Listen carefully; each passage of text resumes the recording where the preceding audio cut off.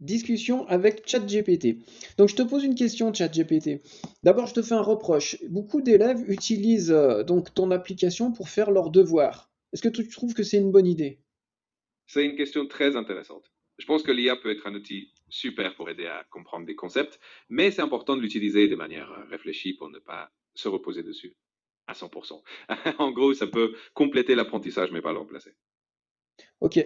Alors, comme les élèves utilisent ChatGPT donc pour faire leurs devoirs, la solution qu'ont trouvé certains profs, c'est de plus donner de devoirs à la maison. Et personnellement, je trouve que quand on donne des devoirs à la maison, il n'y a pas simplement que la question de tester les compétences de l'élève. Il y a plus que ça. Est-ce que tu peux me dire ce qu'il y a en plus? Absolument. Les devoirs à la maison ont plusieurs dimensions.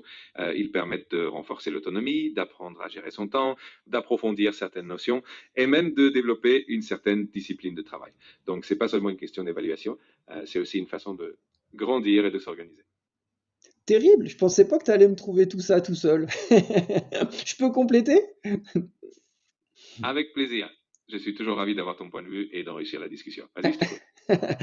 Alors oui, qu'est-ce qu'on apprend au-delà des pures matières scolaires quand on a des devoirs à la maison? Effectivement, on apprend à s'organiser. On apprend aussi à demander, à rechercher de l'aide, à tricher. On apprend, moi je trichais, je demandais à mes potes de me faire mes devoirs quand j'étais au collège. Tout ça, c'est des apprentissages.